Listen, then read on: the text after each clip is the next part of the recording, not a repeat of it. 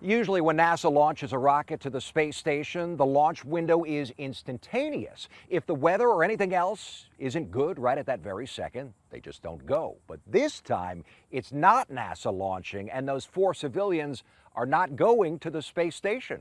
Liftoff of the Falcon 9 and Cargo Dragon. When NASA started sending American astronauts back to space from American soil on an American rocket last year, the launches looked very different compared to the days of the space shuttle. The SpaceX rocket cannot land in an emergency like the shuttle did. The capsule splashes down somewhere in the ocean and then just floats and bobs with the astronauts inside. Until rescuers, the men and women of Detachment 3 at Patrick Space Force Base, come to get it.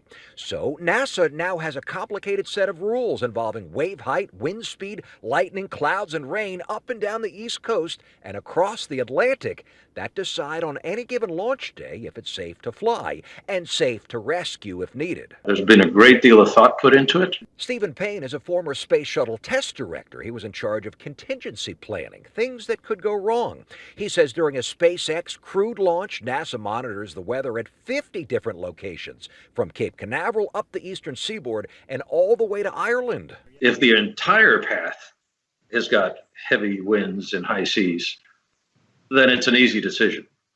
If most of the path is clear, but there's a patch that's not so good, perhaps you can adjust your abort range to either cut it loose just before or sometime after to avoid that piece. After the Demo 2 mission with astronauts Bob and Doug, NASA eased some of those rules, and the chances of bad weather scrubbing a launch went from 1 in 7 to 1 in 4. The first all-civilian mission to space. This time, though, NASA is not making the rules. In fact, NASA isn't even involved. This is entirely a SpaceX mission, meaning SpaceX is responsible for rescuing the 4 civilians at sea if the automated capsule triggers an emergency ejection from the rocket.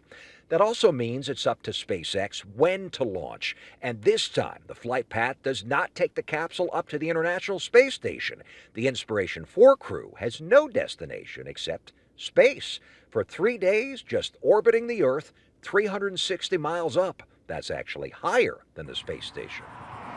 So SpaceX has much more flexibility than a NASA mission. If the waves in the Atlantic Ocean are too big and would make a rescue too dangerous, well, SpaceX could even change the flight path if they wanted to, or just launch another time. SpaceX has 2 full days to launch if it comes to that, and they will ultimately go, they say, based on weather conditions here at KSC, along the flight path, and at potential emergency landing sites off our coast. At the Kennedy Space Center, Eric Von Aken getting results. News 6.